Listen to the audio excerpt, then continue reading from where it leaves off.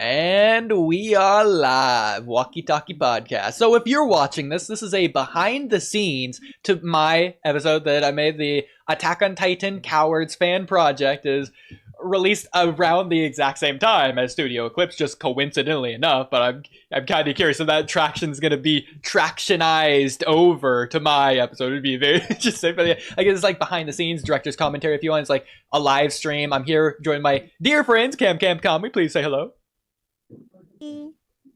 Whoa. Yeah. Okay. So there is a little bit of drama before getting to the episode. A little bit of drama around the Requiem episode. I don't know if you guys have seen it, but apparently I didn't check. Garbage. Yeah. Okay. So yeah, perfect examples. A little bit of controversy going on. Apparently the original guys that made the manga were like haters of the ending or whatever. And they didn't like it, and they were making it because they wanted to quote unquote fix Attack on Titan, make a definitive version. I don't know. I didn't read it. I didn't look into it. I haven't done anything with drama. I don't know. That's the closest I got. I'm secondhand knowledge. So hopefully mine doesn't just like get rubbed off in the same way, because Studio Eclipse, it's like mixed reception because they're adapting.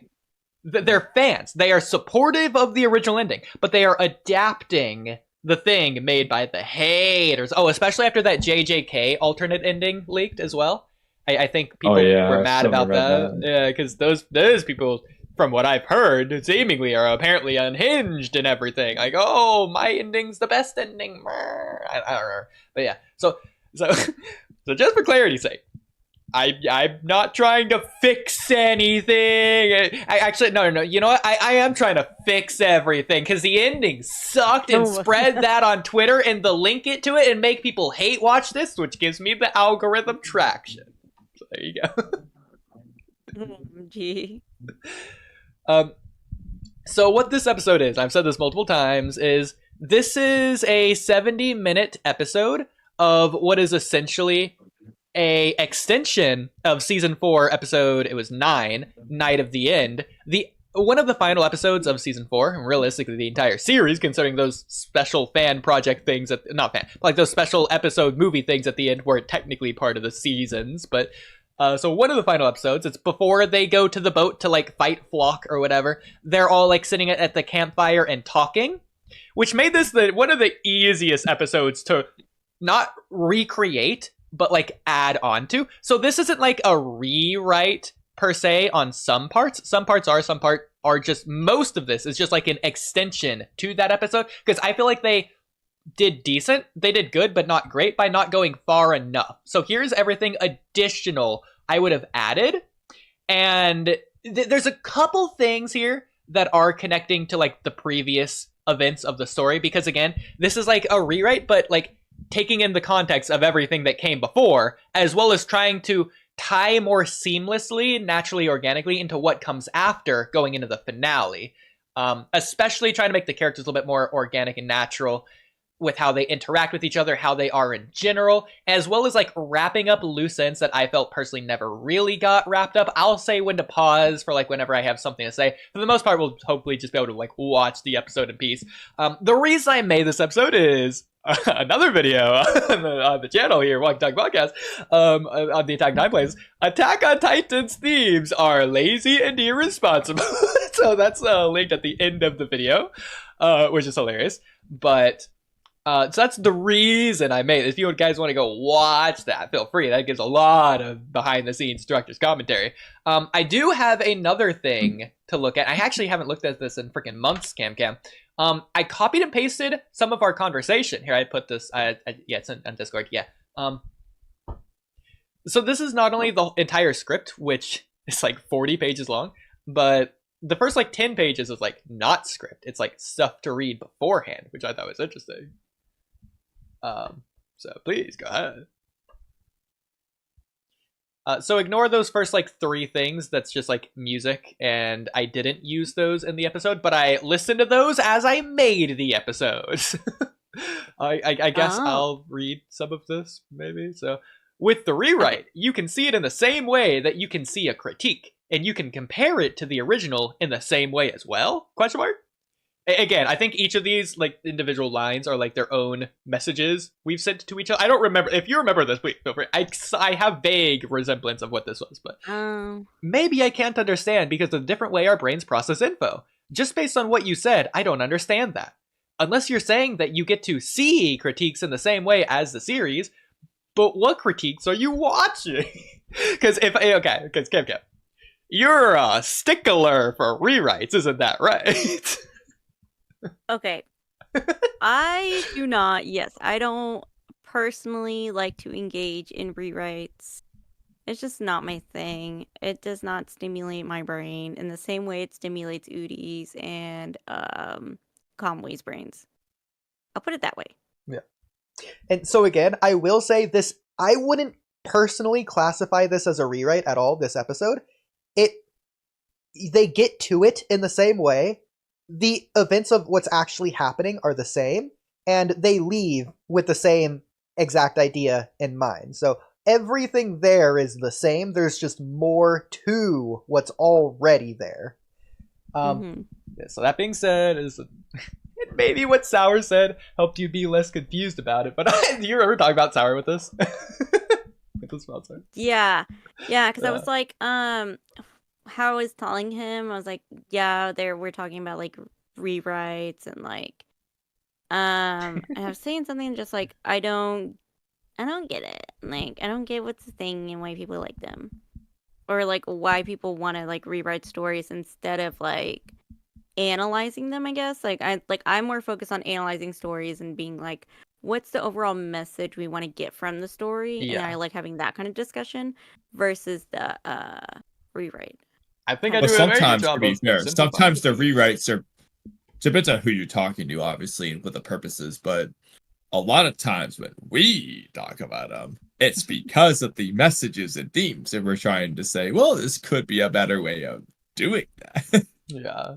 And we've talked about this ad nauseum, so we're probably not going to talk about that a lot going into the actual episode, but we have a whole playlist on Attack on Titan, so we've talked about that whole series a lot. We have a whole playlist on rewrites. We've talked about rewrites as a concept a lot, specifically that unique Namesaurus Puss in Boots video. We talked about that there a lot. We did a Pain rewrite where we talked about rewrites a ton as well there as well. So Key to Pain debates playlist, I guess. Maybe check that out. It's dozens of hours of content that could go into this potentially, but yeah.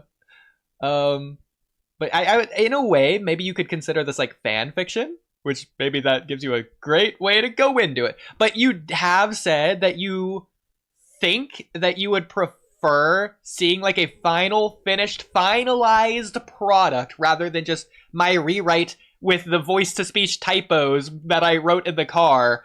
That's just like off the top of my head, but it's like how I would do it, but without the specifics. You wanted the nitty gritty details of exactly how I would do it with the music, the pacing, the visuals, everything. And so I tried my best to make the most perfect, finalized, full production value episode I could.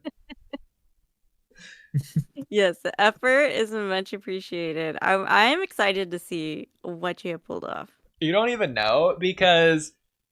Okay, forget the audio. That took a couple dozen hours. I know I spent at least 70 hours on the post-production because I listened to the entire Wizards of Waverly podcast, which is Wizard of Waverly Place cast recounting their experience. And that was like 70 episodes and it's like an hour each. And I listened to all of it while editing the episode. So there's at least 70 hours of that. I think on just like definitely easily on the visuals, but it was probably more like 90 or 100 hours on the visuals, and maybe like another 30 on the audio.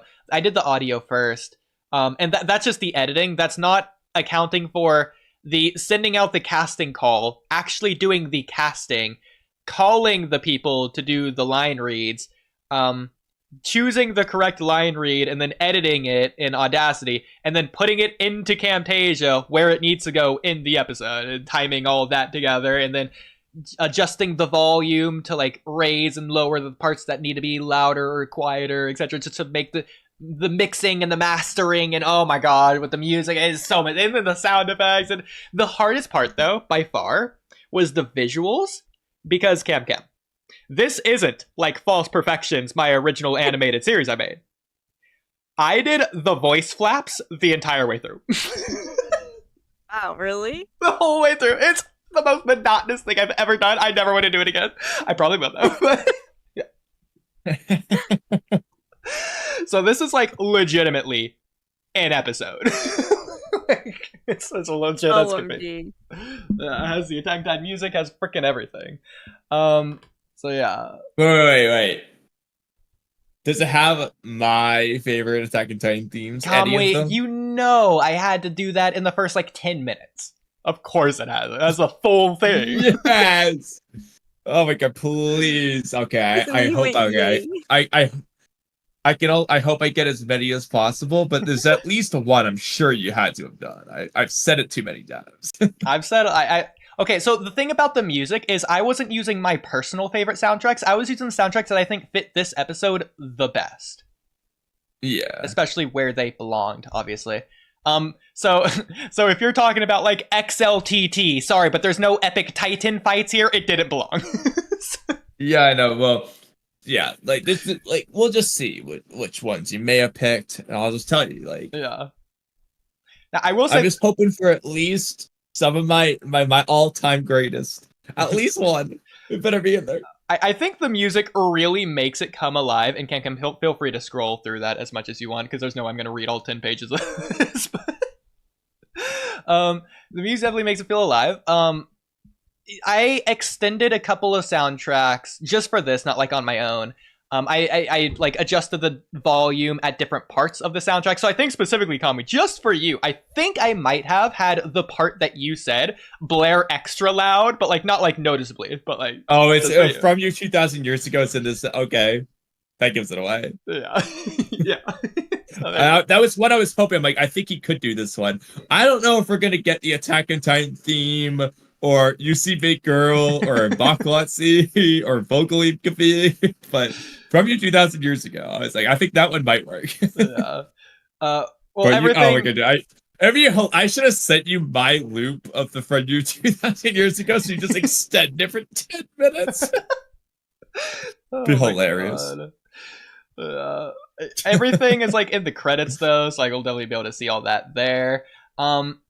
The episode title. So Camcam, if you remember when we were doing that False Perfections episode that we made, if you remember, it was titled Scraps, and it was titled that for multiple reasons, like embedded, layered on top of each other, like nested layers of reason and meaning in it. Same thing here. So Attack on Titan Cowards. I thought of this as a nod to... I want you guys to guess. It's pretty obvious why I chose that as a title. Attack on Titan themes are cowardly. Yeah, let's go! So that's the reason I chose this as a title, but that's like the most surface base level layer meaning. Obviously, when you watch the episode, you'll be able to like deduce why it's actually called that, but I thought that was perfect as a title.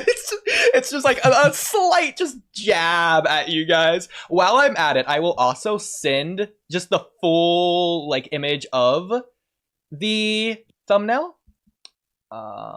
I have a darker version and a slightly brighter version, so there you go.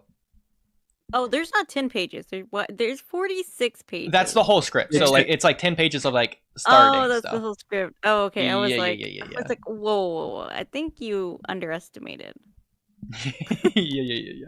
I think the first one might be Okay, more let's go. like the wait, it's an episode, but I don't know off the top of my head. Yeah. So feel free to check out the thumbnail. Look at how good that looks. Tell me that doesn't look That's official. pretty good. Right? Right? Ooh, How did I you like make that? Pick monkey in like 30 minutes. It looks Ooh, good. It looks honestly, it looks Yeah. better. I hate to say it. It looks better than the actual original Attack on Titan. Thanks. In my I think the opinion. darker one would fit better with Attack on Yeah, I Titan. like the darker one. Yeah, I Yeah. like the darker one the best. Okay. But it's pretty good. Right. I was proud of that. No, I like that messaged Kamui. grunginess. Yeah. So Kamui, okay, so Camcam, you didn't even know this episode was like even an idea that I was doing. I told you about it, but like I never followed up on it at all months ago. So you just knew I might make it at some point.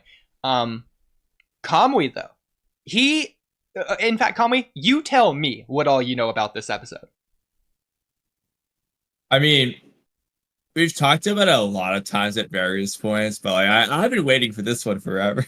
So I've kept Kamui I know. as out of the loop as possible. He's going into this episode completely blind. I think the only thing he specifically knew about this was the length of the episode and some like specific issues I was having with like some of the audio stuff. Yeah, but that was like back in November when I was like first starting the episode. Yeah, I know. Like, I already know. I'm already ready to listen to a certain voice actor in particular. And then I knew like it was gonna be this episode, and yeah, that's mainly it. Yeah, like, he really just doesn't know anything at all, which is hilarious. But again, he did know I was making it. But that's the only thing you know. He's just known I've been making it for months just for you. Which is ironic because ironically, Kamui will probably enjoy this episode more than you. It's my gift. Yeah. He said it's mine to enjoy. Right, don't start it yet, though, because now I gotta go back upstairs. Yeah. Kamui, you did mention the voice actors. I think that any problems the voice actors may have had would definitely, obviously, fall into me. I think all the voice actors, honestly, completely honestly, I think all the voice actors did do a phenomenal job on this episode. And I edited some of the voice acting. I like adjusted it to be timed and audio levels and all that. I did the editing of all the audio, with the exception of like what they did before they sent it to me, which most of them did little to nothing, but that's okay.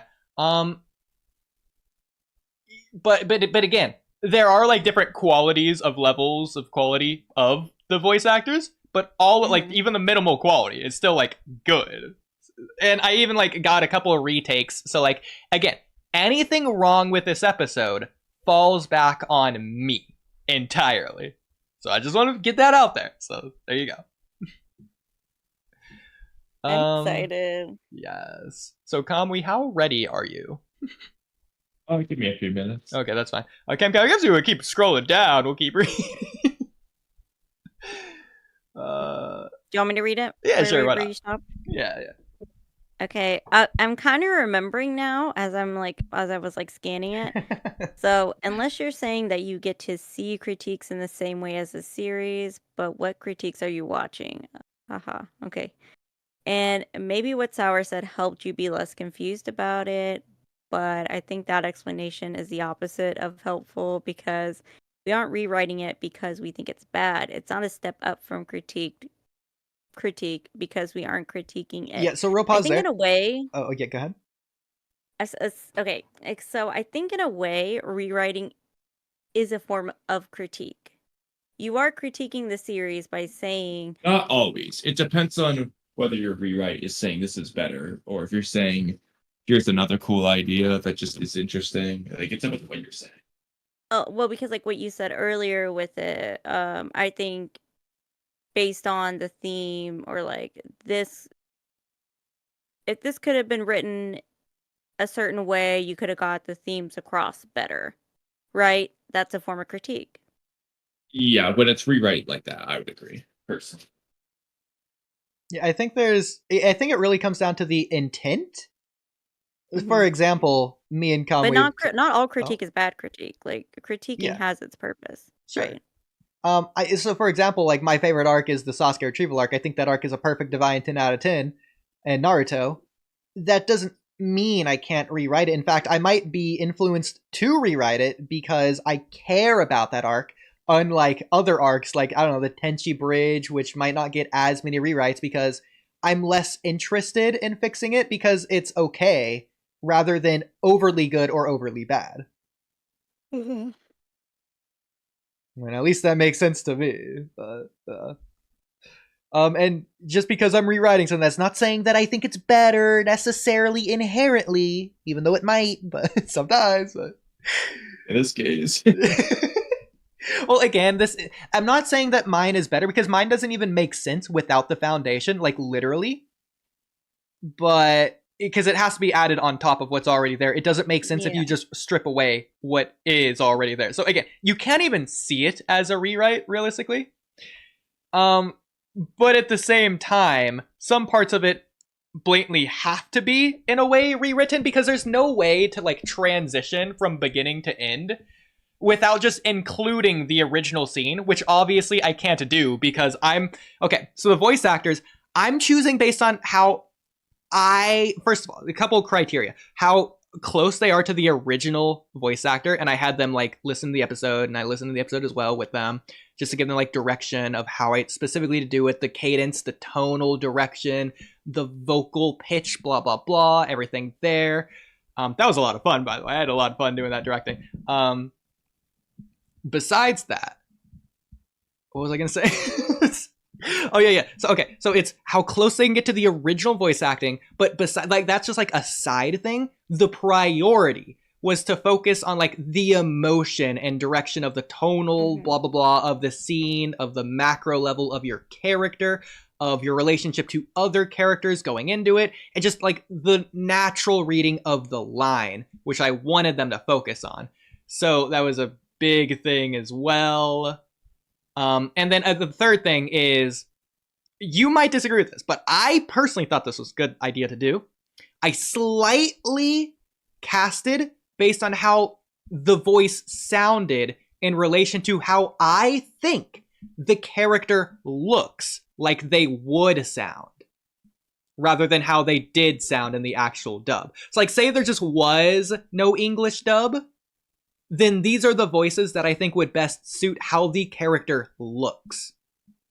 If that makes sense. Okay. Yeah, so like for an example, Armin is like a little bit deeper pitch because he's like a grown-up here rather than a kid. So it's like Naruto, like they're using the same voice actor. The dub, our voice is deeper in the sub. I'm sorry, like I don't like Armin's sub voice in the time skip. Yeah, but I will say, most of these voices are really close. The only specific voice things I'll mention is, I'm going to mention Annie's voice actor.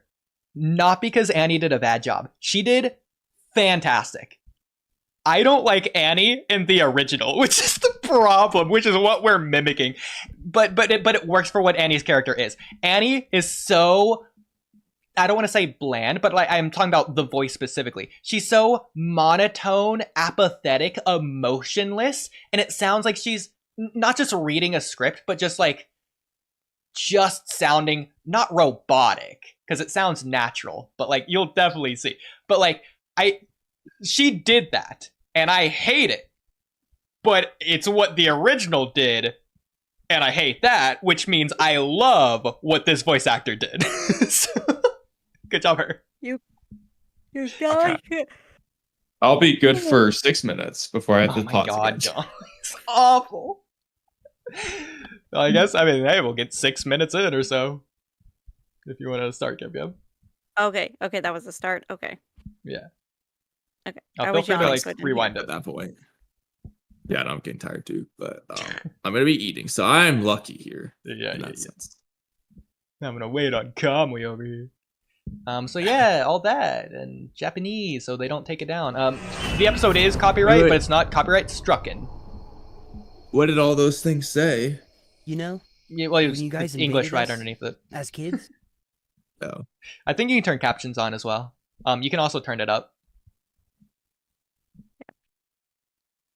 Oh. Yeah, so Armin's starting. Again, if you have any questions on who's talking, I will let you know. Yeah, I wasn't sure who was talking at first. And feel free to turn it up, Camcam. you know, when you guys invaded us as kids, Aaron said something that really stuck out I to think me. that only turns it up for you. He said that this is a reminder that humanity Then how is do I turn it cattle. up for y'all? Well, on the YouTube page, the Oh, stupid. there you It's go. like, I can hear it just fine. What are you guys talking about? Yeah. Okay. Let me go back. That we were guys invaded. I tried to keep it like as similar to the original as possible You as know, well, just like in all When regards. you guys invaded us as kids, Aaron said something that really stuck out to me. He said that this is a reminder that humanity is cattle. That we were trapped in a cage. Not that we became livestock, but we always were. We had just merely forgotten. But you guys woke humanity up. Woke us up to something Aaron was saying all along.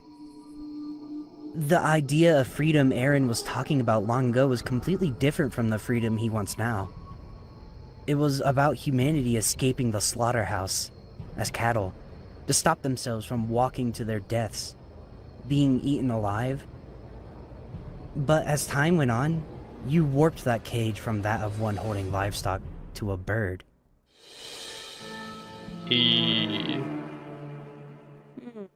What Eren desires now more than anything is freedom. The freedom to fly across the world, wherever he desires, without worry of an enemy in sight. It's similar, but shaped completely different. He no longer thinks of humanity as simply cattle. But that makes me wonder, what is Eren trying to do now? Is he acting as the reminder humanity needs and waking the world up to how weak they are? Or is he breaking free of the cage you placed him in, so he can fly without worry? Those are the two options, but more important than that, I wonder, which of those options is right? Watch your tongue.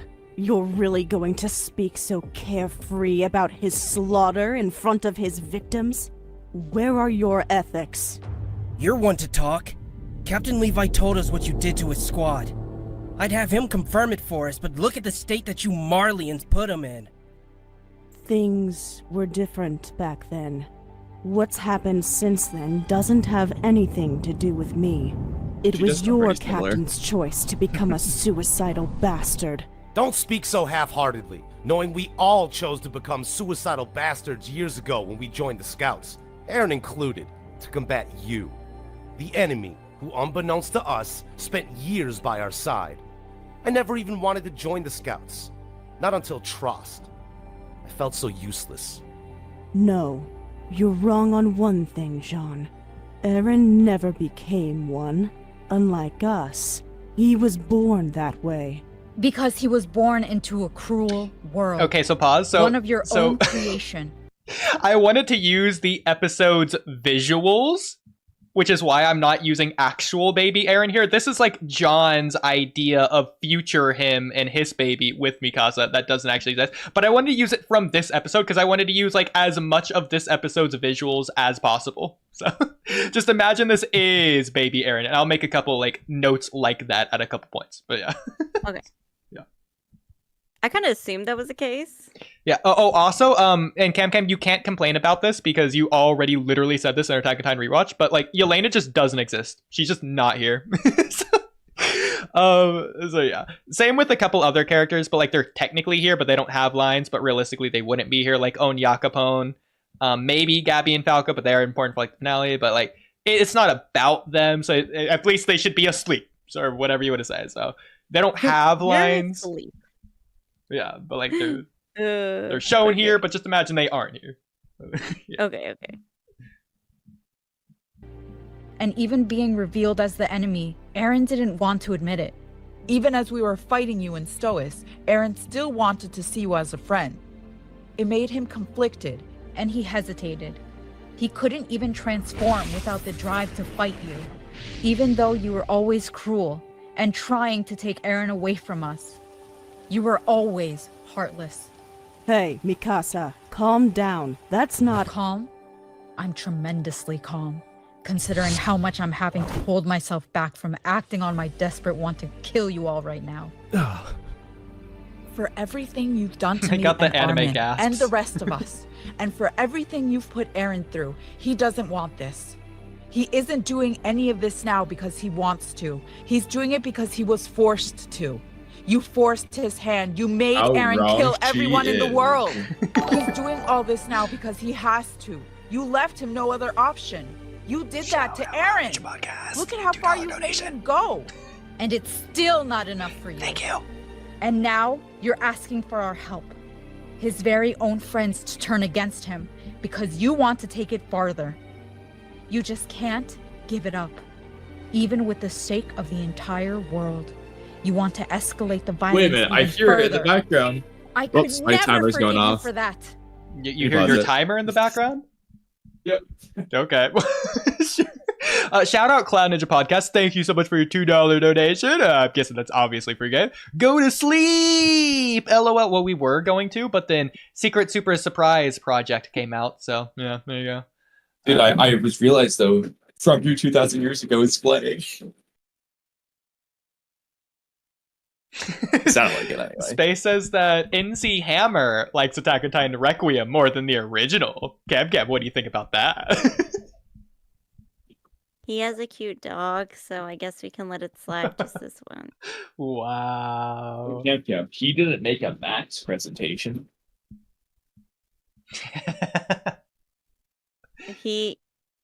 But I actually get to see his dog.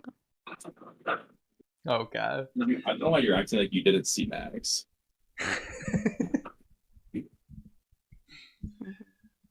Anyway. Did you forget the Space Tiger inspired thumbnail of it? Wait, what? Anyways. I will say, while we're paused, this is the first time that I'm rewatching this entire thing in full, and there are going to be a couple mistakes here and there, but I wanted to save my full re-watch for the first time with you guys, so I'm technically experiencing for the first time too. In full. Oh, that's neat then. Yeah. But because of that, there are a couple mistakes that are in the episode. You've already seen a couple of very tiny ones, but yes. I haven't noticed any outright. I mostly only just noticed voice actor things. Interesting. The biggest would be the mouth flaps aren't exactly alike. But you can see I did my best. Yeah, like also as if I was like Annie's voice was flapping, and I think Mika was still talking. I don't know. Well, it's for some of it, it's like literally impossible to do because it's literally just like panning as the animation plays. So it's like, how do I fix that? But yeah, for most of it, it's like I tried, but it just happened to work out like that because the timeline and the editor got so laggy from this being such a ginormous project that I just had no choice. Like it just looks that way. Like it just looked normal when I was playing it. So there you go.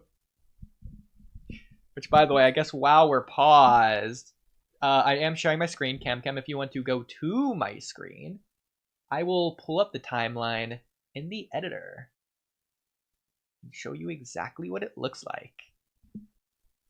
Because this thing is huge. Okay. So it might take a minute to open. Oh, by the way, this entire thing is 8 gigabytes. Oh my god. And I had to render it twice because it was too quiet at first. Oh no. The reason is because I was balancing the audio around the thing that was the quietest that I turned up to maximum in my volume editor. So obviously I had to balance it around that because I couldn't make that quietest thing any louder than I cranked it up to be. And so if I don't balance it around that, then I just can't have a balanced episode. So I had to balance it around that, then render it, and then redo the audio. Not redo it, but like put the audio in and then crank up the entire audio, the balanced audio, and then re-render it again. So here's the timeline. Oh my god. Let me just scroll up. So scroll it up some more. That is insane. Yeah, 24 tracks, by the way. So 24? Yeah, so to break it down, all of this bottom layer is visuals, and just for like some layering things, some of this is also visuals. But most of this is Armin's lines. Then I think whose lines is this? I don't remember. It was someone's lines and someone else's line. Like all these are just the individual voice actors' lines, like individually, which is very cool because you can see when a character is talking specifically. That's all the voice actors. There's 8 voice actors. Then we have all the music tracks, and then all of this is sound effects. Oh my god, that's so cool though. Right? And this even is crazier than it looks like, because if I zoom in, I just go to like a random part. You can see each of these has things on them that you can see for. And each of these, like, This takes a lot to do. Yeah, what is that? These are just like, see how this is like going upwards? Mm-hmm. I did that. That's not in the episode. Oh. Yeah, and I do that everywhere, practically on like everything throughout the entire episode. Like zooming in on Levi here, it's like everywhere. So Dang, you put in work. yeah, and some of these lines. I guess I didn't realize how much work it actually takes to make a project like this. It is insane. If it loads, some of these Hats you'll off to see. you Okay, because not a bad part. Oh yeah, I would like probably cry. some of these you can see have like audio level because this green thing is the audio. This is like it just playing normally. But here's it like fading in on this line because it needed to. You can see each of these lines are like separated as well. And some of these have like this vertical line here. That's because I stitched it together. If I unstitch it, it looks like this. I can unstitch it. Well, I guess I can't. I don't know, it's weird. But I unstitch this one further randomly. But yeah, this is what it looks like unstitched. I basically just grouped them together to look less big / less laggy. So just imagine this is all of it like combined. Like it's actually like twice as crazy as this. And then each of these isn't just like a normal thing. They have like extra things done. Same with the audio. That is wild. So it's like overlapped on top of it. It is a lot. Yes. I don't even know how you can decipher all that knowledge. It's freaking All I see is just 73 boxes and squiggles, and you're like, "Yep, I know what that is." It's well because I spent freaking months on it. I might as well know what everything is. We're freaking everything. I know is every nook and cranny. Yeah. I know your soul. Yeah, here's a good example of a line that I adjusted at different parts based on the audio for the balancing. Yeah, you can see like I raised this part's normal, and it like is higher here and like slowly fades down to normal here. So yeah. But just stuff like that everywhere.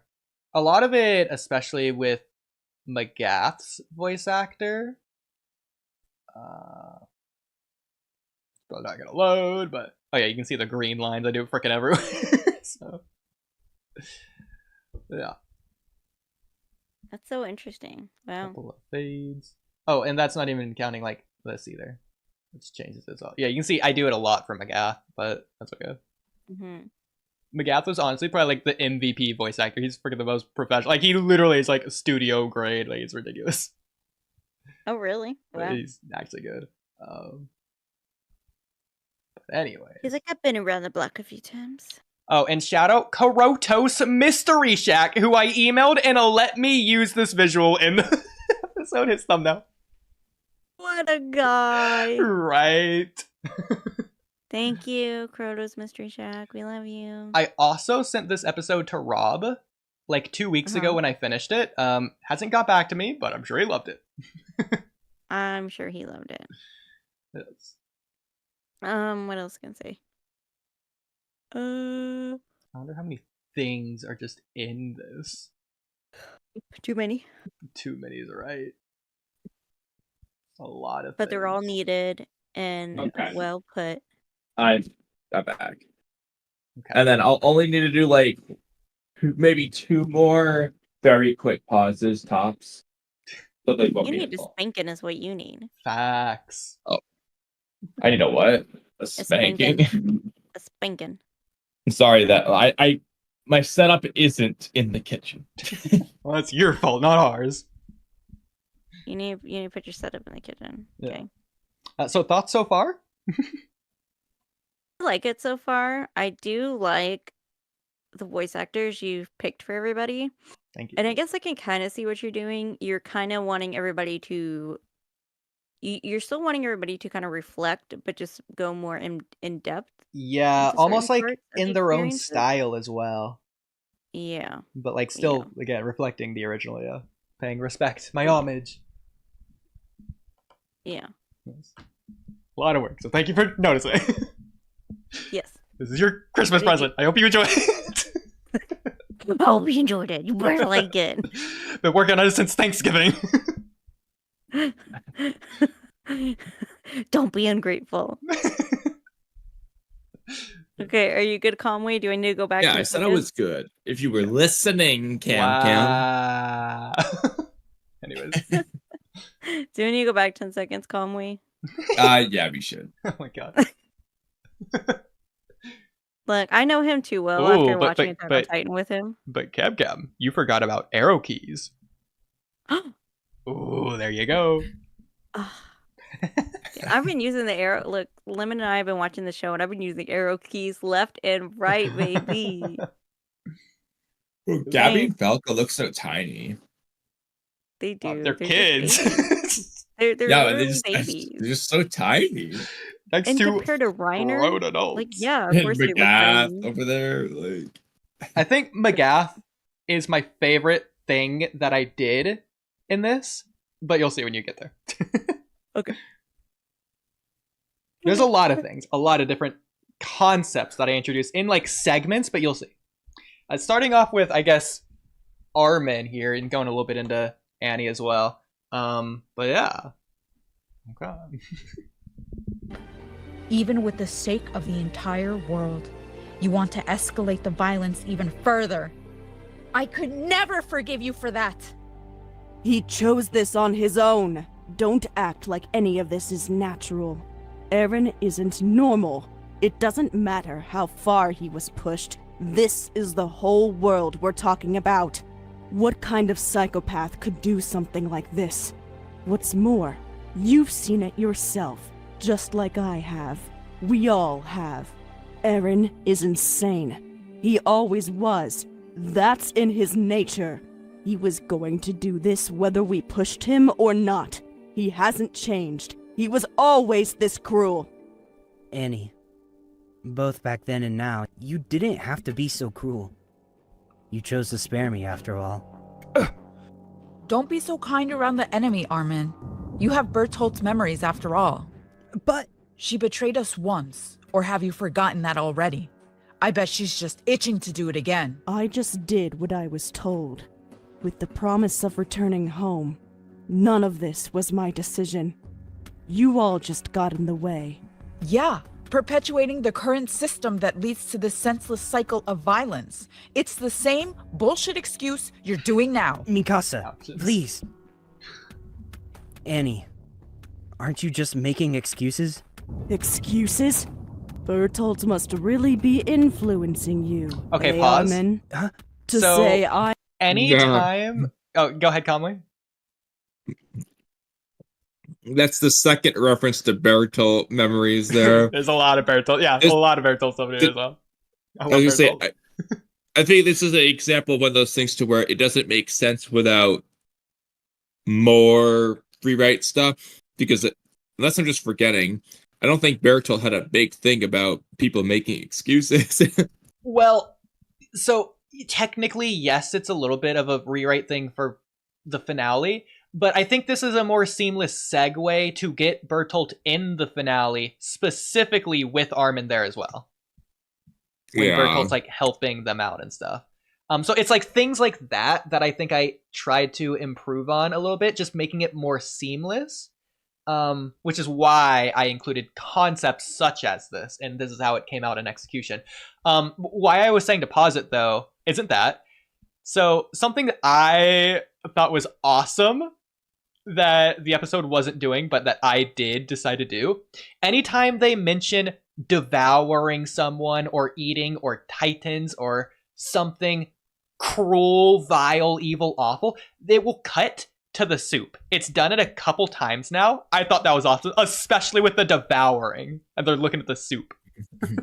Oh, really? Yeah, isn't that cool? Yeah, it's just one of the tiny things that I was doing. It was like, oh yeah, I like that. Oh, and then Hanji's all like, anybody want more soup? There's plenty for everybody. I love it. Yeah. Huh, that's interesting.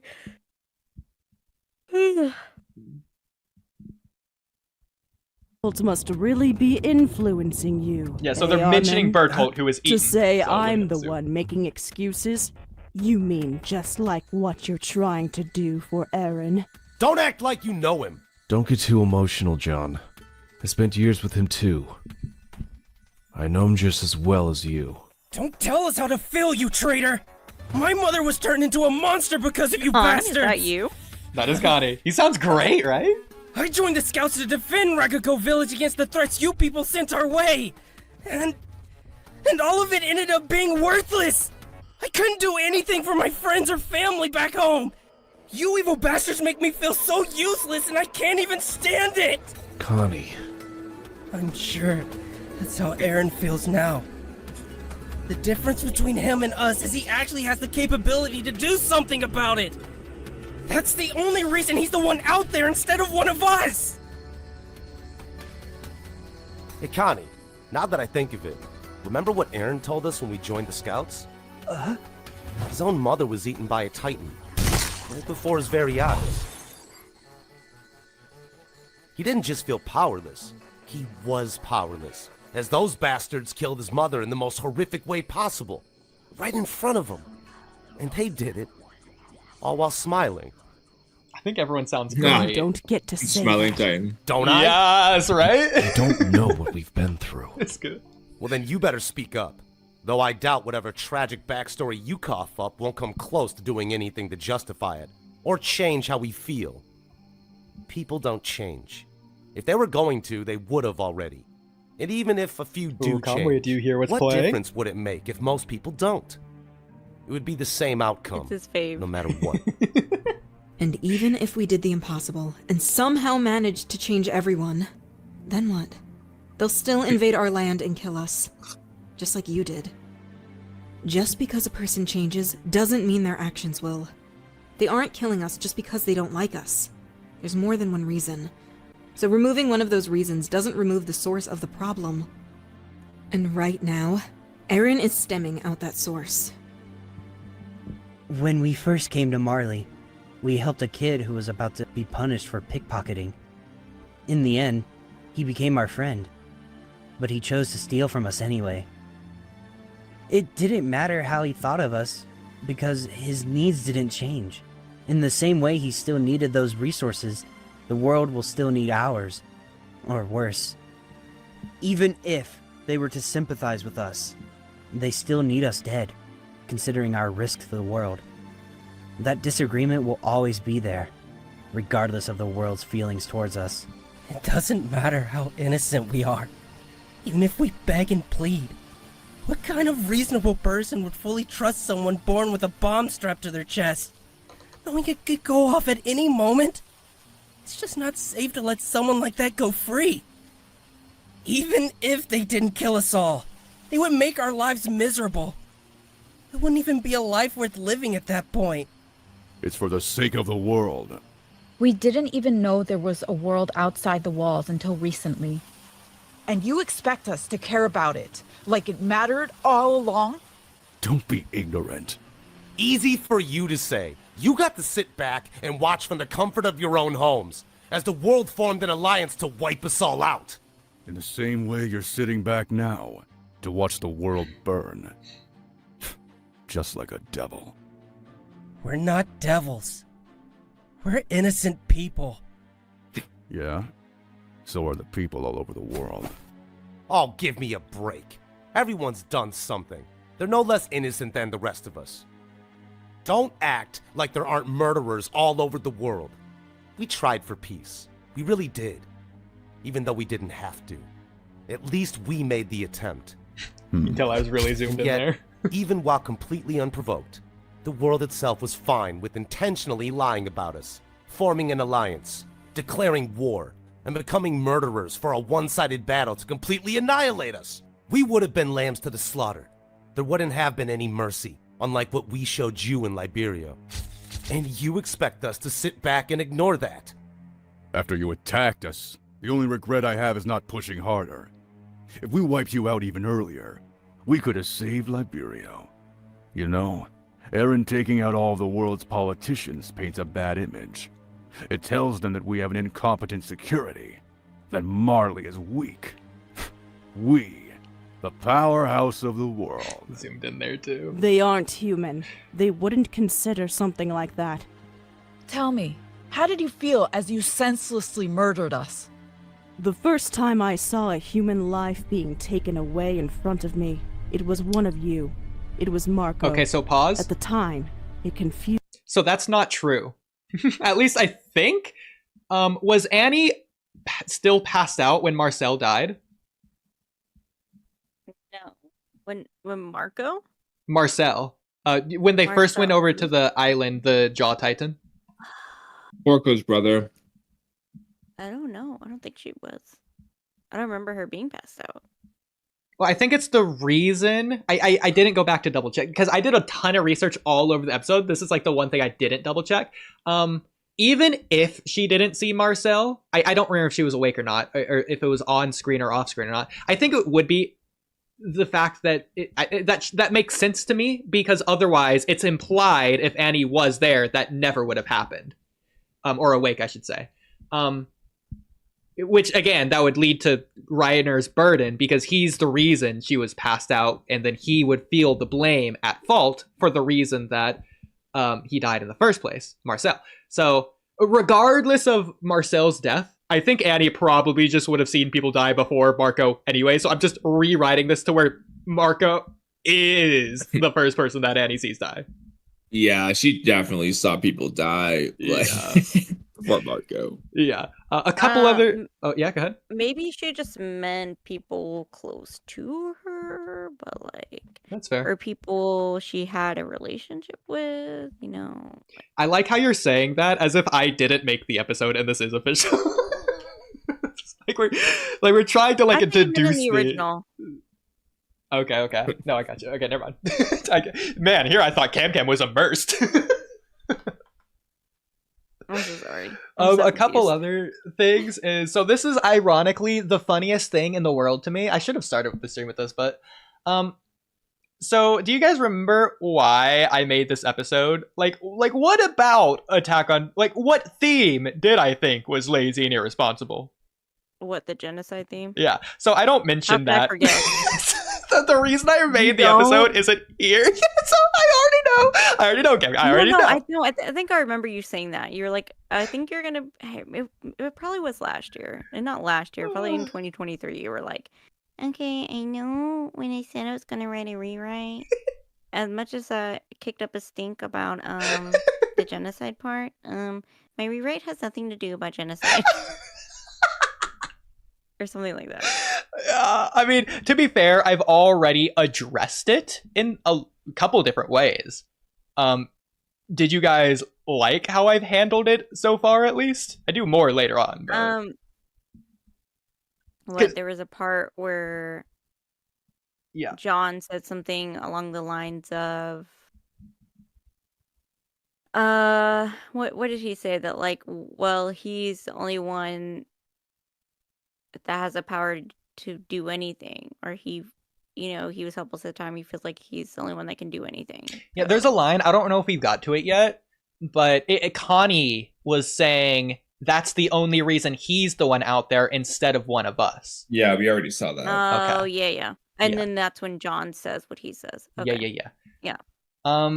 Definitely interesting. I also like the part with Ramsey. It doesn't like explicitly talk about genocide, but it's like implicitly the thing with the resources, because I didn't want to just like make up my own headcanon or whatever. I wanted to use things in the series to point to that have already happened that they can like recount on the characters themselves, so that it's not me speaking through the characters, but something the character would actually arrive at in this conversation. So I did like the Ramsey inclusion. The thing about the resources. Way. Yeah, I think because they've been to Marley, and that's one of their interactions, and exactly, because Paradis has those iceburst crystals, which is the resource the whole rest of the world wants. How do I get to talking about that? I feel like Armin specifically being the one to mention the Ramsey scene would be an interesting callback and a nice way to get to it. Mm-hmm. But there's tons of callbacks there. Yeah. Again, I did a lot of research on this episode just to fact check, just to make sure I'm not wrong on things that I'm not intentionally doing wrong because they're a rewrite. It's like Ragako Village, Utgard Castle, freaking Orvard district, freaking Stohez district. I have a lot of names, times, characters doing things, a lot of stuff going on. I can imagine Yeah. who was where at different locations. Exactly. In fact, there's one thing later with Connie that you're gonna think is wrong because it is wrong, but I intentionally changed it. But I'll tell you when I get there. It is intentionally a rewrite. Okay. Yes. And it's not a big deal, so it really doesn't matter. But yeah. Okay. Anyways. Used me Oh, because let me of go me. I back. saw a human life being taken away in front of me. It was one of Oh, you. to be fair, I did It add the was caveat Marco. of human life rather than life in general, because human life is a very specific type of life. So that might save me. But, because you've definitely seen things die before. She's killed things in the past, freaking the She's insect or killed a whatever it is in butterfly. Marley. Okay. She stomped that butterfly. Literally, you see that later in this too. At the time, it confused me because it made me feel something for you people. Then afterwards, I started to dream about that moment. That's when I became scared. Scared of my own humanity, mistaking you all for people, and scared my own emotions would get in the way of completing my emotions. So I killed that humanity and locked those emotions away. So how did I feel Wait, was that a as I light missive? stomped on in the way of completing sorry. you all for people, and scared my own emotions would So- get in the way of completing my emotions? Yes and no. I forget if that. I genuinely forget if that was supposed to be emotions or missions. But I think it's supposed to be missions. So good job on catching that. But yeah, that's just one of the blatant errors that I just accidentally had left in. Okay, I wasn't sure if I was just like reading the captions wrong in here, and like so I wanted to double She check. definitely says emotions. But maybe you're just not thinking about it deep enough, Camcam. She's going really philosophically bad. here. You know what? Yeah. My bad. It's like Boruto with a college level analysis. But I wasn't on that train of thought. Okay. Yeah. The train left the station without me. Okay. Scared my own emotions would get in the way of completing my emotions. Her mission. So I killed that humanity and locked those emotions away. So how did I feel as I stomped on those corpses? I felt completely empty inside. You're so comfortable. Oh, pause again. Even straight Again, to our- so this is another instance of me using visuals throughout this episode in particular that didn't happen here. This is when Hanji, John, and the rest are talking inside the house, not at the campfire. Yeah. But this is just in this episode, he's at the campfire. And I'm like intentionally like cropping it, zooming in so you can't really tell. Oh. But like you can obviously tell if you watch the episode, but like he's at the campfire here. I'm just using the visuals just so it's like unique and using as much from this episode as I can, minus all the Yelena stuff that I cut out and a couple other things. But yeah.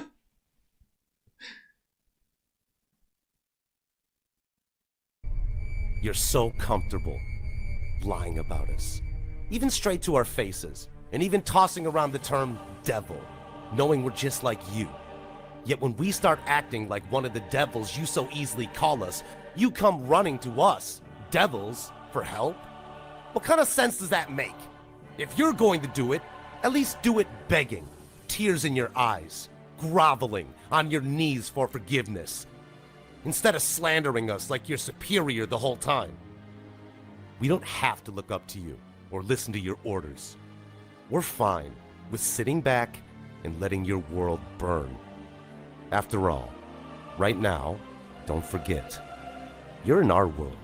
Okay, so pause. I do like this It's track. not like we even. This is yeah. one of my favorite tracks. That's funny. So I more so than talking about genocide itself, what I wanted to do in this episode, because I feel like you could talk about genocide at other places as well, if you include the theme at all. But I was more so trying to focus on how the characters themselves see it outside of the G word, genocide. It's like their reasonings for wanting to or not to do it, and the understanding or agreement or disagreement between everyone here, which builds Yeah, that like layer of in- tragedy. Yeah, and the what's the word I'm looking for?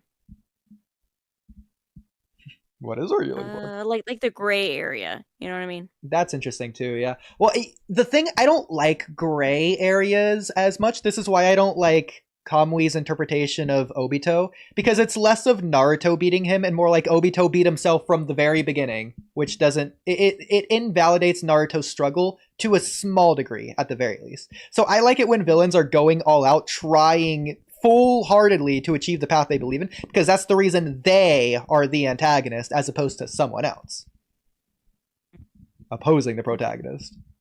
So the nuances.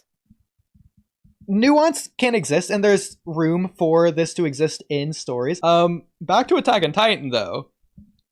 Separate from that, a completely new point. Since we're paused here, I will say, because just for variety and diversity in this episode, I got a couple of backgrounds from this episode and turned them into PNGs by removing the character and like filling in the art myself. And then I got a couple PNGs of the characters themselves and like edited to look like they're at night. This is one of those. You've already seen like 2 of them already. One with John that looks kind of bad. This one looks a little bit better. The John one looked kind of bad earlier. Same with the Reiner one. But at least I put the effort in. Okay, I made original scenes. Original cannon shots. Yes. This one looks pretty good, I'll be honest, but it's obviously not perfect, but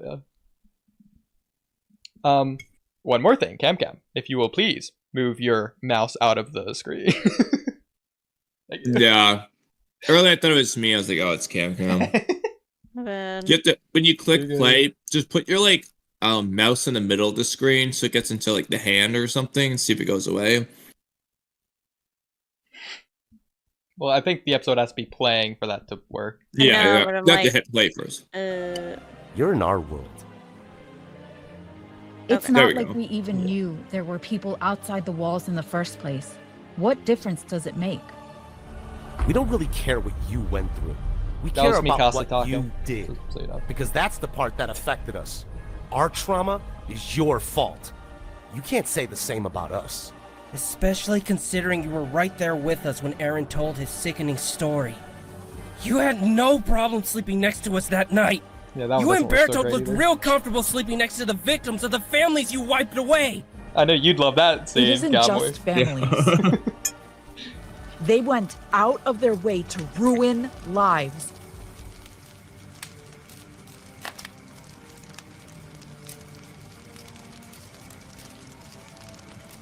That's an episode 1 scene with the crow. Pause real quick. Okay. The very first song that you listened to during Armin's narration at the very beginning was the something, what was it? Counterattack Mankind theme. Specifically the unreleased episode 1 version that isn't even on YouTube anymore, and I downloaded it right in time. Oh. This might be the only existing copy we have left. Interesting. Can you? Yeah, I thought just that'd so be I can cool. re-listen to it on its own. Can you send me like what you downloaded? Yeah, I will. I'll do that right now. In fact, but yeah, so I can like pay attention to what. Yeah, go off the top of my head. I wasn't really thinking about it. Isn't that cool though? I'm starting the episode with the first song you ever hear. But anyways, Camcam thoughts so far? They devastated. Oh, I'm like struggling a little bit. Yeah, I can tell. Yeah, I'm tired too. Not gonna lie. You guys said you wanted to do this tonight. Yeah. We underestimated what tonight was. Yeah, I did. Our hometown, slaughtered our. They devastated our hometown, slaughtered our citizens, ransacked our military force, and did it while they cower behind their own facade. That facade broke me. That facade made me put a gun to my head. Your actions made countless people put a gun to their heads. I wouldn't know. I was right there. It's funny the caption says I wouldn't know. Oh yeah, so that was the thing. By the way, Connie wasn't there.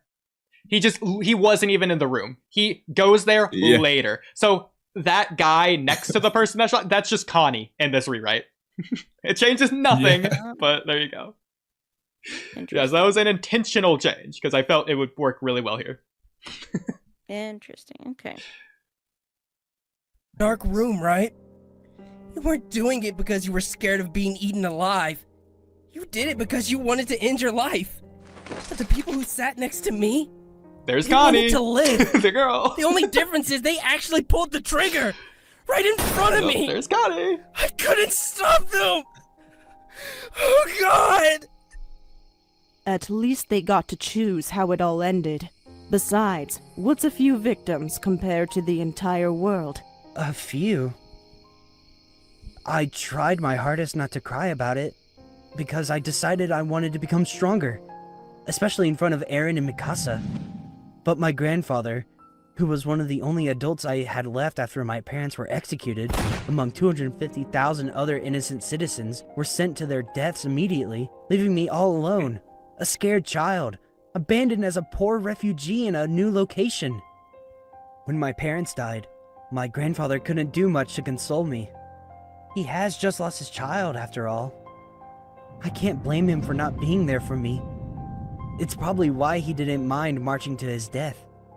But I feel like, deep down, he knew he wasn't able to console me. Or maybe he couldn't stand to look at the work that led to his son's death. Either way, at the memorial he gave me my father's book to remember him by. I love that book. It makes sense, right? As a kid, you're more curious and explorative by nature. So of course a book about the outside world would fascinate any kid trapped within a set of walls, like cattle. But maybe because it's all I had left of my parents, I had some deeper attachment to it. I never really stopped to think about it. It was always such a tiny thing growing up. But thinking back, that was it. It's what excited me as a kid. Whenever I felt sad, I could always rely on what was inside that book to make me happy. And when my friends looked sad, I wanted to spread that joy too. I thought it was a blessing my late parents gifted me this. It's the reason I introduced Eren to the outside world in the first place. Okay, pause. And that was just after the first attack. So there's a lot going on there. I added all that in. None of that exists in canon. The ideas there. Yeah. In fact, wasn't it like his grandfather's book or wait?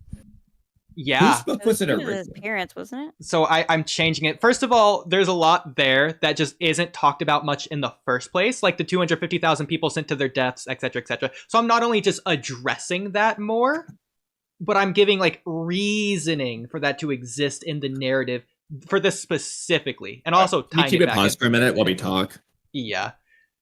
And then again, the fact like that makes Armin's parents way more significant rather than just randomly wandering outside the walls and dying. It gives like a double layered nuanced meaning to their existence.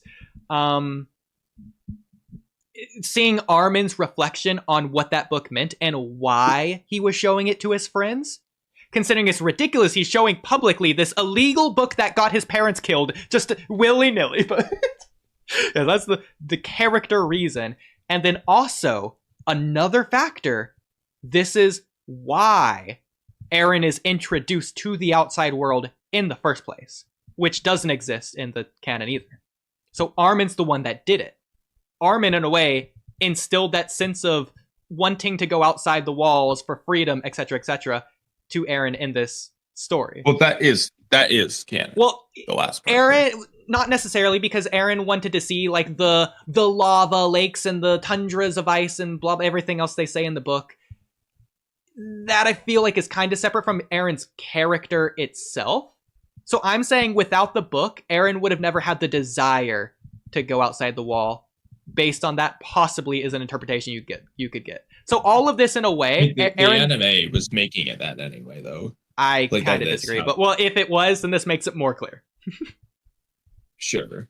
I mean, that wasn't always his intention. His intention always to make Eren the antagonist, but Yeah. But in a way, you could argue Armin doing that is the whole reason this is happening now, with Eren doing the rumbling, which is very interesting. That's basically what Armin says in the anime finale, but this is just saying it earlier. Sure. If anything, it connects to that scene, so there you go. Yeah. Camcam, what do you think about all that? It's a big change, I'll admit. It's one of the bigger changes.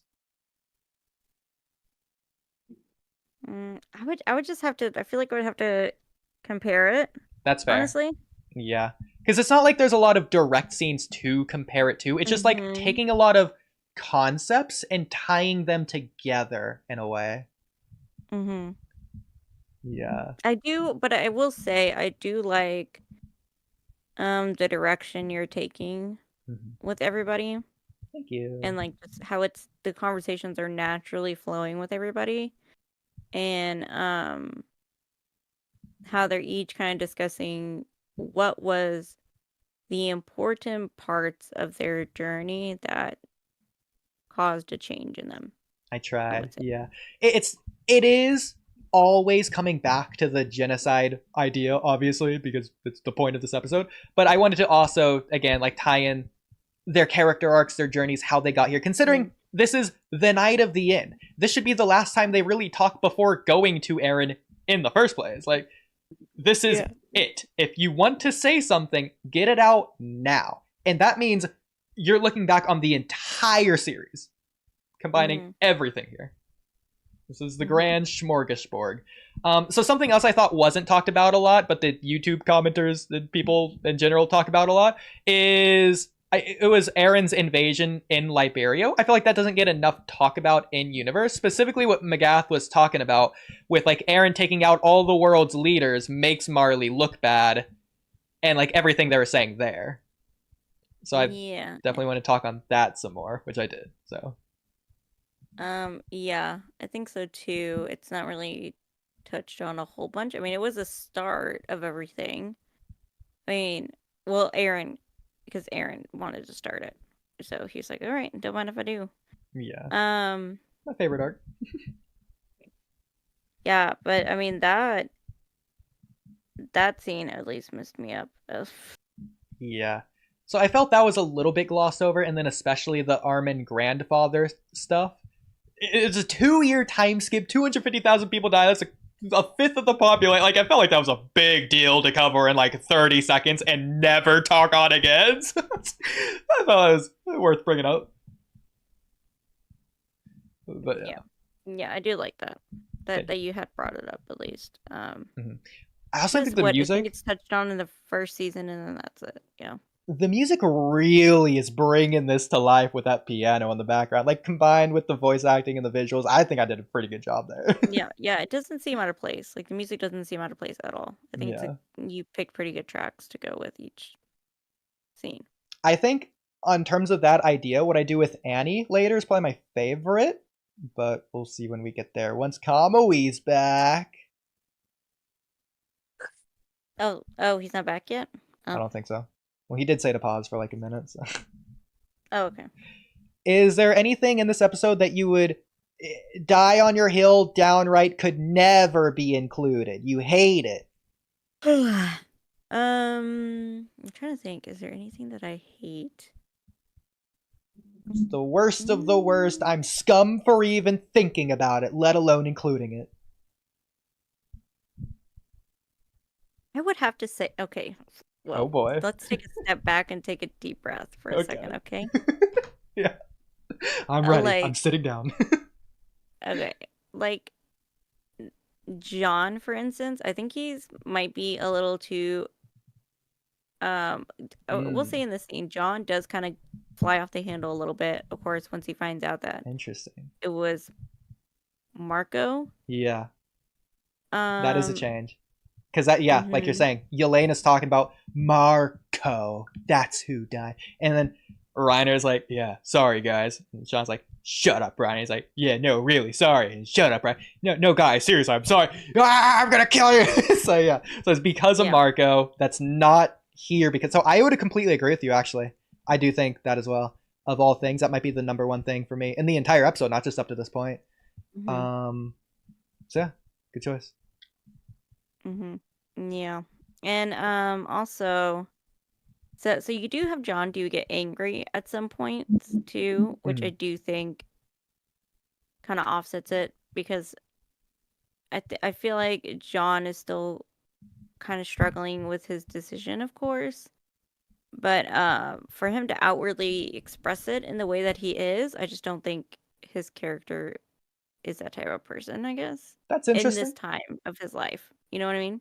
I think at that time of life is interesting. I think the opposite when I think of Jean in general. John's the character that I probably care about like the least in all of Attack on Titan, kind of. So you probably I know more can't about John believe than you me. care about Connie more than I fucking. Like, do. I do care about Connie more than John. And if anything, I'm surprised Camcam wouldn't be saying this about Connie. He's okay. To be fair, I'm using the wrong, like not the wrong, but like PNGs that probably shouldn't be used here. With him crying desperately as he's saying like not that crazy stuff, just out of nowhere. But I felt like that applied more to Connie, that he just out of character upset in a way, as opposed to John, who is more hot-headed, how I view him. And I do think John has a lot of, even up to this point, a lot of like witty quips, and I think there's things that he would have said. Like, I'm pretty proud of how I wrote John, just almost unserious in nature, but like still taking it serious. Like, he is angry, not just at Marley, but at the world for making him go through this in the first place. He's a reluctant hero, you could say. Yeah, but he kind of made up his mind. I would say at the point where you included where he's covering his ears because he doesn't want to acknowledge the fact that he doesn't want to acknowledge reality at that point, right? Yeah. And so he kind of comes to his own decision that like, okay, like yeah, we're gonna stop Aaron. Like this is what we're gonna do. I'm gonna stay a scout. Like he's kind of made up his mind already at this point in time. I see what you're saying, but John's the type of character to always have that instinct in him to want the easy life, even if he goes against that, in my opinion. Like, that's the reason he's thinking of himself and Mikasa with the baby in the future in the original version. Anyways, yes, he doesn't want to acknowledge because he doesn't want to even go through with that at all. And even once he does, in the finale, he's like, guys, it's true. We're really gonna have to kill. Like, I feel like they each go through this, to be fair, but like, he goes through it again, to be fair. I think. Yeah. Yeah, because he is the one that I think tells Mikasa, like, yeah, we're gonna have to kill him. We're gonna have to kill him, bro. Exactly. Yeah, and I wouldn't say it's going through the same thing again. I would say it's like right before you're about to do it, even if you have the conviction, that's where you gotta like put the final nail in the hammer in the. Well, you get the idea, but yeah, I feel like that's what's happening there. But yeah, final nail in the coffin. Kind of Kamui, do you have an answer, and or are you back? I am back. The question was like the one thing you just wouldn't have done in your rewrite of all the things, right? If you have a unique answer, I honestly don't know. Like, okay, what off the top of my head, what stands out the most as jarring? I can't even remember all these specifics. There's a lot. Like, it was 16 minutes worth. Yeah, like I don't actually know off the top of my head. I almost feel like I'd have to rewatch it again after rewatch it just to answer that. Fair enough. Hey, that means I did a pretty good job, I guess. Yeah, I guess like maybe like because nothing has been too crazy so far. I feel like like if I was gonna pick something, it'd probably just be like, oh, that one line's kind of weird, like kind of thing. Yeah, it's same.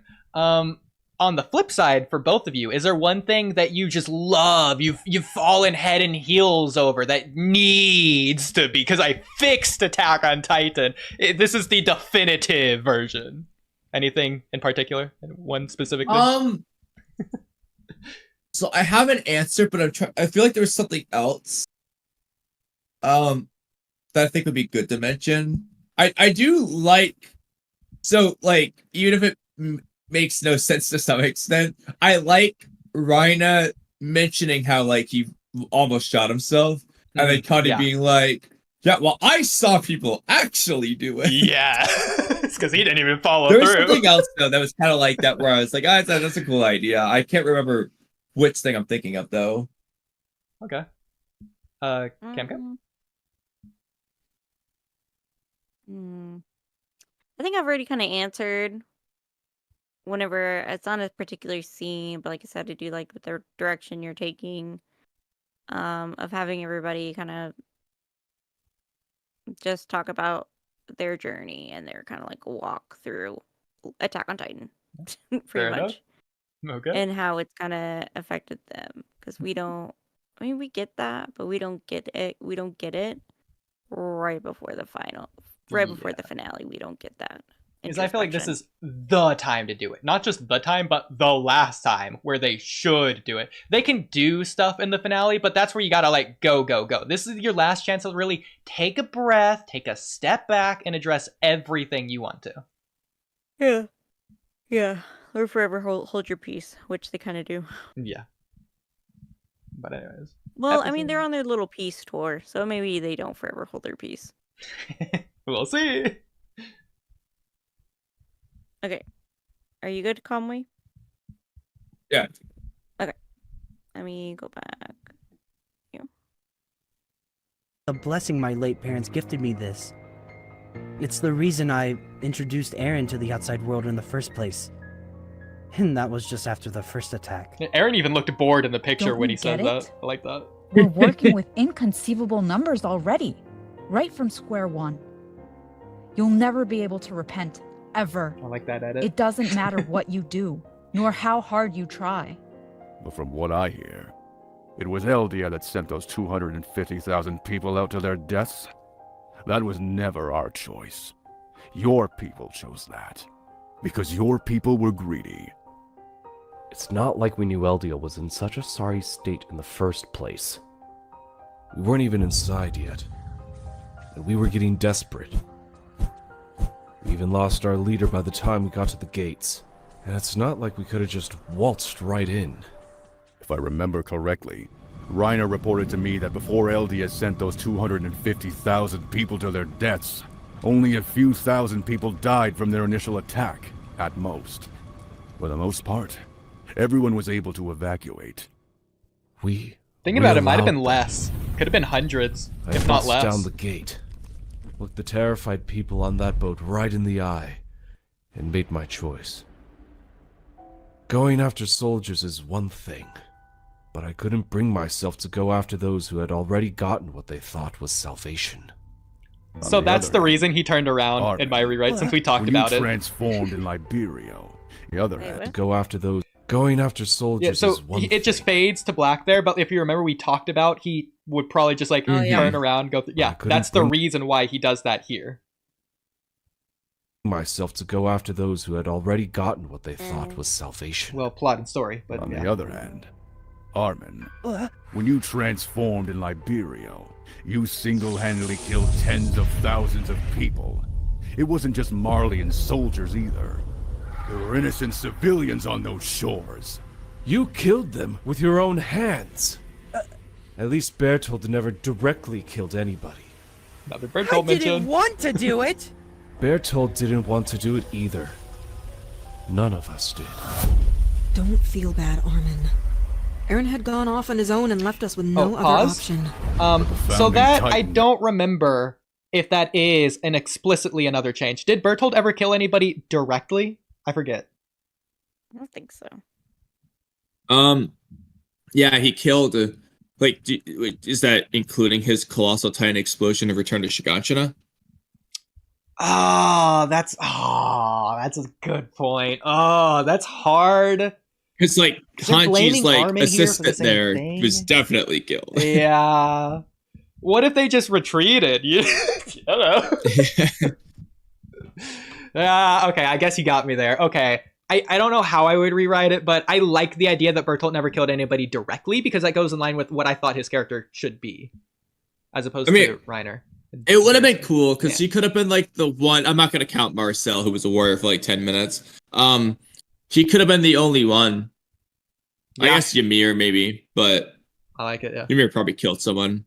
Probably, especially before she met Historia. She was like living for herself, etc. I like the idea that Bertolt was never able to. Like, I mean, he tried in the end, but like he was never able to. Exactly. I think it works especially well in a line against Armin after what he did in Liberio. Yeah. But speaking of Marcel, if you notice, this is just like the small things that I tried to focus on. It's how the character would say it. So Reiner didn't say Marcel was eaten by Ymir. He said our leader didn't even make it to the gates. Like, I feel like that's how he would say it. It's like thinking about things like that is a big part of this. I just want to point out small details like that because it's a big thing. Yeah. Oh, also, all the sound effects you've been hearing have been added in. I don't use any from the episode. So that was pretty good. Hopefully it sounds legit. Either. None of us did. Don't feel bad, Armin. Eren had gone off on his own and left us with no other option. But the founding Titan had left us. We had no other option. Don't let him get to you, Armin. He's just trying to make you feel racked with guilt. He's no better than us. In fact, He's just a pathetic old man. We sent 4 Titans to capture your founder, one of which never even made it to your doors. We could have sent a fleet filled with soldiers to gun you all down, but I wasn't interested in a parody genocide. I just needed the founder to help turn the tides of the war your people started long ago. I didn't care how they did it. They just needed to find the founder and capture it. Yes, we trained them, but for the unpredictable. We didn't know what was over there. It was their mission to navigate unknown enemy territory. They made their decision in the heat of the moment. So, blame them. They're the ones who destroyed your walls and let the Titans in. They came up with that on their own, in the heat of the moment. I like that transition. What they did was never my plan, even if I am responsible for them. But they were only stupid brats who were doing what they thought was best. So, your blame won't get you very far. You should have just left us out of it. So, pause. So, don't you realize how what do you think about that concept? Curious on that. Bro's blaming the Warriors. No, bro, this is my favorite thing about Magath. He blames everyone except for literally every individual here. He blames at some point. It's so good. You're gonna love it. I love Magath in this rewrite. What an asshole, bro. It's so good, and he doesn't change. Makes sense for his character. He's literally an old general. Not only old, which already has that stickler kind of vibe to it, but then General of Marley. He's a proud, of course he's not going to change. He's going to be like this. Doesn't matter how logical he is or if he actually sees it this way. He's going to be this way. It's like, works for him. But the idea that it wasn't even Magath's plan, and Magath did this. First of all, it's unexpected. They don't know what's over there. Some of this stuff, I'm not sure if it is explicitly in canon, but if it's not, it's at least very clearly stated here. Well, because they don't know what's over there, but they probably have like some idea. I don't know if it was Magath's idea to do it the way they did it, specifically taking down the gates to flood the Titans, so the founder Titans likely come up. I don't know if they came up with that on their own. Here they definitely did. And third thing, I forgot, but what do you think about those two? Well, there's definitely a lot they didn't know what to expect, because, for example, Zeke had no idea what the hell ODM gear was when he went over. Exactly, yeah. He was just like, what is this stuff you're using? So obviously Magath wouldn't know it. As far as the kick the gate down thing, like, that's up in the air, because obviously Magath knows about the walls. Yeah. So he could easily say, hey, when you kick down the wall gate, sure, he knows about the gate. Yeah. And then a lot of the other stuff, like, I definitely don't think the female Titan was Magath's plan. Exactly, yeah. The third thing would be the fact that I don't think this is ever explicitly stated, but it kind of makes sense.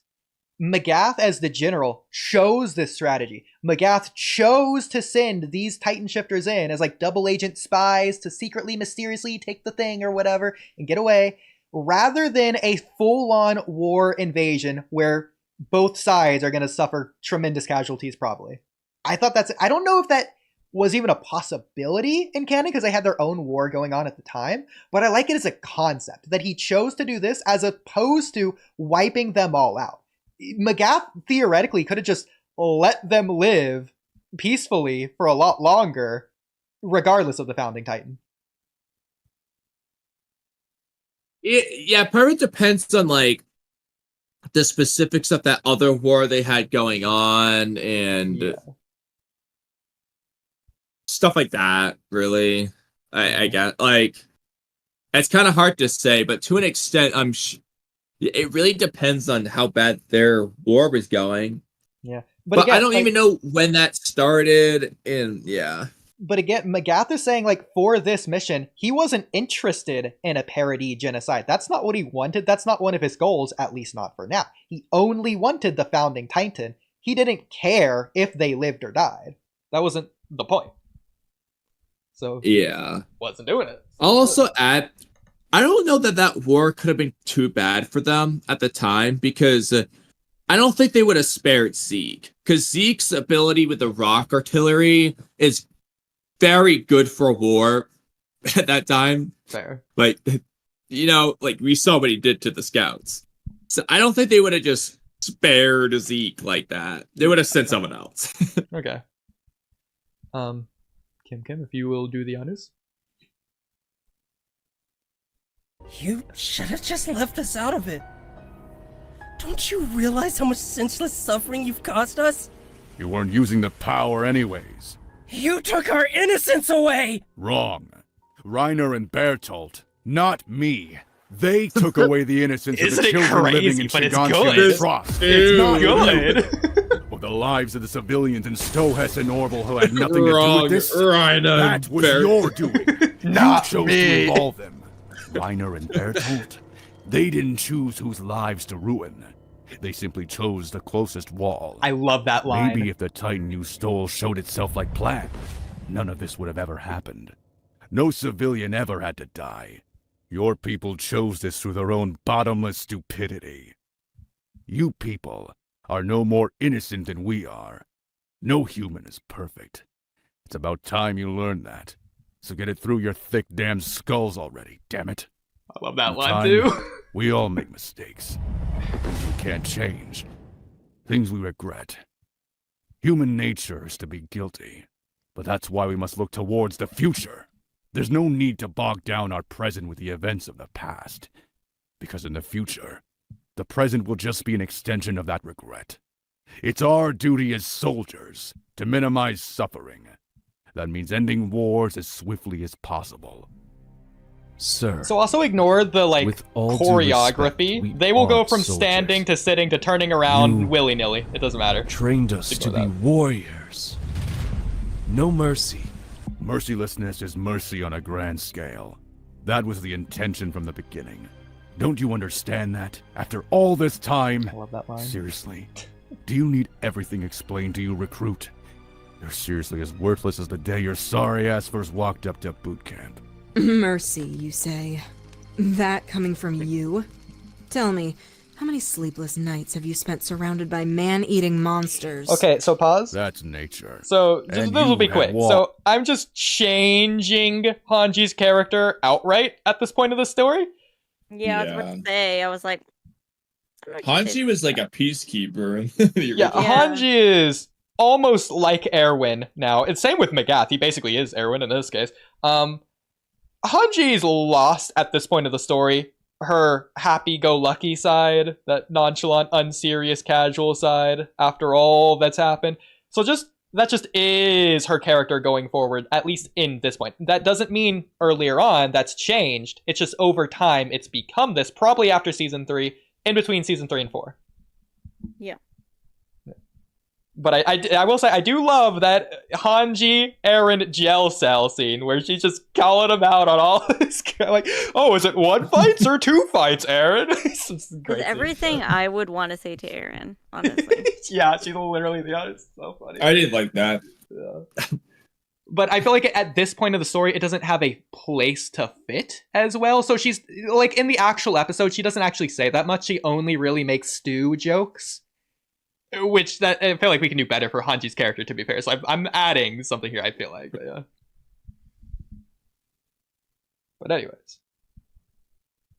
Surrounded by man-eating monsters. That's nature. And you had walls. You escaped to your own deluded world of peace for 100 years.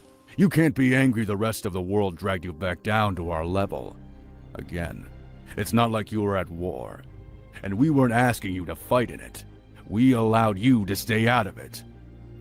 It's a shame that taking the power meant that one person had to die. But it would have been a quick death regardless. Mika says, Don't be "Voice selfish. or not and Mika, think of the Andy." bigger picture. Think of all the lives it could have saved. All those years of needless suffering. For what? Doesn't this make The sense, least though? you could do It's was give up a interesting. power you weren't even using. I didn't care how they captured the From founder, Marley's perspective. and I gave them more than enough time. Even after years, I still didn't launch a full-blown invasion. Despite Oodie's refusal to cooperate, I merely sent over 2 more Titans. And look how that turned You're giving out. him a more active role. I made the choice to I decrease do our love the battle job. power over here by sending away our greatest weapons. And some of those Yeah, weapons were stolen. The whole world is at stake. Forget about humanity. You devils lack empathy anyways. This isn't just our world. If we don't save it, Eren will level it for you as well. That's one of the You arguments won't we have a use. planet beyond the walls either. Yeah. You won't save it for us. At least do it for yourself. The one time he has a point. Selfish cowards. Hey, you see big girl. Save the world? How ridiculous. This is the trumpet It's version from almost season laughable. 3. What a fantasy. It must be nice. You can sit there and pretend like all these unrealistic and impossible ideals can actually happen, exactly the way they are in your head, because you haven't experienced that disconnect, have you? That feeling of being completely powerless that I was born into. The nightmarish reality that is this cruel world. Eren was right. At the very minimum, humanity needs a reminder.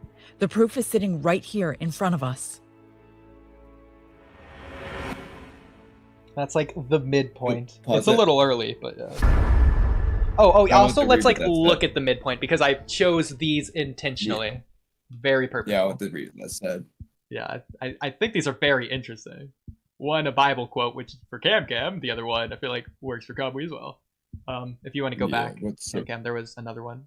Since Attack on Titan always had 2. Yeah, there you go.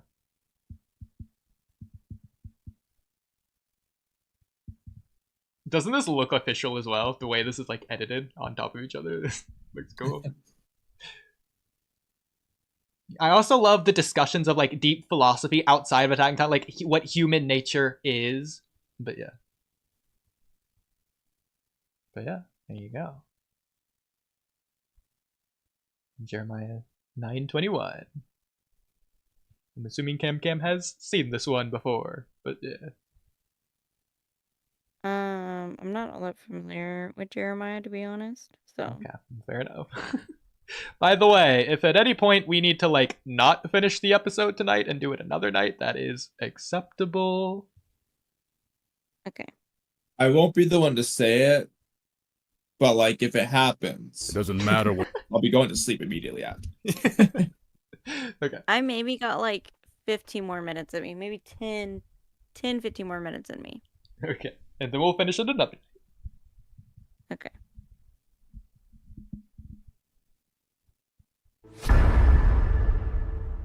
You did the noise too. It doesn't matter what you think of us, or Marley. The whole world is at stake. Innocent people's lives are on the line. What does it matter if it's the whole world? At this point, the death count is so high, we'll never be able to understand what each individual life meant, on either side. That's right. Right now, Eren is fighting. For us. We've had to throw our dead away as bait just to make Hey. it back home. We couldn't even give them a proper burial. Another After they reference. earned their respects. And we had to squander it. So what's the world supposed to mean to us? We're just fighting back after years of resentment. Now it's your turn to be on the shitty end of it. You have a chance to feel the fear and the helplessness that we felt. Then maybe you'll finally understand deep down how hopeless we always knew it was. We only killed who we had to for the Love sake that. of our mission. Armin, you wanted to know why I didn't kill you, right? I could have. It would have been so easy. There was nothing stopping me. It was the path of least resistance. In fact, Marley wanted you dead. You're dangerous in your own way, and I knew that. But on that day, as I slaughtered your teammates, left you without a horse in Titan territory, and carefully raised your hood to look in your scared, defenseless eyes. I saw a reflection of myself in you. At that moment, for the first time in my life, I made a choice. For the first time, I felt the ability to decide something for myself. I don't care if it was entirely selfish. It was a decision I was able to make, all on my own, with nobody guiding me down a path or pressuring me into what to choose. It was so freeing. At that moment, I realized something. I'm not an Eldian or Marleyan soldier, nor a Titan warrior. And I'm definitely not a heartless bastard either. Armin, the reason I spared your life is so simple. It's ironic someone as smart as you hasn't caught on. It's because I'm just like you. I'm human. You're not! I already told Eren that you cast your humanity aside! The fact He I did told do you that. to not join the Survey Corps is proof of it. I didn't want you to die, and you called me a kind person. Maybe it's because I knew I could never consider myself such a thing. I needed someone alive who believed it. I needed to hear someone say it. If I killed you, I'd be taking away that part of myself. It would be killing the human inside of me. And I wasn't ready to let that go. Because I didn't want to go back to that feeling of nothingness. The sensation of being nobody, without the ability to choose for myself.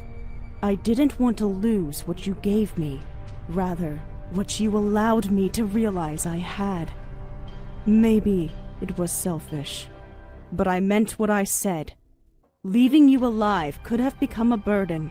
It would be a risk to the mission, and lead to countless more senseless killing down the line. Yet, even with knowing that, I made my own decision. The fact that you're alive is a testament to that. And I respected your decision in return. The fact that I went along with your stupid and reckless plan to go to that basement, knowing full well what was going to happen, is all the proof you need. Would a human do all the terrible things you've done? Would a monster do all the rest I've done? I love that Humans are complex, Armin. They do contradictory things all the time. Don't you, of all people, understand that? They don't know what they want.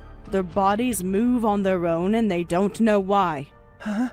They're scared. And I'm scared. Scared that I was right. Scared that the day you become a dangerous, risky burden has come. Scared that my decision to spare you in that field has finally caught up to me. Even if you want to say Eren is justified, the whole world is at stake, regardless of what you may think of me. They're human too, and you know it, because they're scared, just like you, and just like me. In that way, can't you relate to your enemies? Weren't you afraid as your friends were killed right in front of your eyes? Running on low batteries it's the too. same thing Eren's I'm doing running on now, low batteries. just on a much larger scale. Eren once tried giving me advice. I didn't quite get it at the time, or at least I didn't want to. He told me that, unlike myself, the reason he's able to stop himself from trembling when faced with a Titan is because he transforms his fear into hatred. When he first told me that, okay, I guess we can pause I right felt here. strength welling up inside of me. So that Annie part might be my favorite, like, produced part of this whole episode. I think so too. I think love it's- what I did with Annie here. I think so too. Because, I At least in the first 30 minutes. So far. yeah. Which, there's more with Annie after, but I understand Annie and Armin's relationship, but I think this obviously builds way more into it, more so than the actual in real life narrative explanation of why that ship exists, which was explained in that one video that you did send, Camcam. But this gives it like a real reason for it to exist in universe. Why? Like a more concrete one. Yeah, why they, as these characters, would like each other rather than because the narrative would be good if they did. So I do like what I did for especially for Annie there. And there's more Annie coming up. Now we're moving into more Aaron things, and there's Aaron things scattered throughout the episode. But I thought this line was very interesting. What Aaron would say to Armin that reflects on both Armin and Aaron, that the reason that Aaron isn't afraid when he faces Titans isn't because he's just immune to being afraid, but that he's transforming his fear into hatred, and he's telling that specifically to who? To Armin, the person who becomes the most afraid, the person who wants to die the least as well. So I thought that line would be good, showing that Aaron does be afraid, but it's also like his intrinsic nature. Aaron is the type of person to turn fear into hatred. That's why Aaron is specifically the one doing that, whereas no one else seemingly can. But I like that as a line. Lots of Aaron stuff here. Okay, I'm like falling asleep. Okay. Not gonna lie. That's enough for part 1. I don't know if we're going to finish the rest of this on stream. We can if we want, or we can just do it on our own. Not on our own, but like in call. But like, I guess either way. But yeah. Thoughts? Okay. And one other thing I would like to say about Annie. I always saw Annie as kind of like this. I don't want to say like a bleak character. Maybe bleak does fit her better. That's fair. And I didn't very much see her as like an introspective character, and like really like knowing her wants and desires and kind of like why she does the things that she does. Yeah. But I do like that you gave her reason and purpose. I like the complexity there, the nuance, the yin and yang. So there's both halves. Because I'm thinking about it in the actual canon. Why does Armin like Annie? Obviously, aside from Bertolt Memories, because that's all the way back in season 1. That's explicitly, obviously, clearly there. It's because Armin sees the humanity in Annie. My problem, though, is does he not see the monster in Annie obviously as well? Like at no point is he speaking on her like she's a prisoner. Like, yeah, I'm gonna fix her. You know that phrase that people say. It's like, I can fix her. Yeah, exactly. Yeah. Like, so what? It's just because she's hot? Like, I don't understand. Like, why? Because this is Armin, the freaking basically general, might as well be. He can have any girl he wants. Does he not see the humanity in literally anyone else? What was it about humanity that he's fetishizing specifically only in Annie? What about humanity's attracting him to Annie? Which is, I think, the point of Annie eating the food in season 4 as her like introduction to the characters, and really their reintroduction to us, is to show she isn't like that. It's like a jarring scene, but I think that's the point, whether that's for good or worse. But I think that's the only thing. But even in season 1, that's still there. Like, she's saying that she didn't want Armin to join the Scouts in the first place. She was saying that at the graduation. I think that's a huge scene that goes almost unnoticed entirely. But yeah. I really love the line of like, would a human do all that you've done? That Armin says, and Annie replies, would a monster do all the rest? I like that line. That's a good line. And that humans are complex, you know? Yes. And she's like really trying to drive it home. Like, she's frustrated that he's not getting, like, humans are complex, Armin. They do contradictory things all the time. Like, it's the way she's saying it. But yeah. But yeah. I do like I said, it gives her more purpose in the story. I like it so. Yeah, so I especially like what you did there. Thank you. My hat's off to you, sir. Oh, I do like this a lot. Okay. That's the first 30-ish almost minutes of this episode. We did that in 2 hours, but to be fair, we didn't start the episode until like at least half an hour in. So yeah. Decent pace. Well, probably average pace for our rewatch pace, which I think is probably a good thing. Shows me the episode, especially for us, pretty good. Yeah. Obviously, a couple things wrong, a couple things great, but overall, I think it's a good direction. I'll link this in the description below for anyone that wants to watch it on their own time, /in full, /without us constantly stopping to talk about it, and so you can be immersed yourself. Any final words? Good. Kamui, if you're still awake. I was just tired as hell. Yeah, good night. Okay. Well, there's your I think that's all. director's commentary and reaction and whatever else this was. Bye. Bye.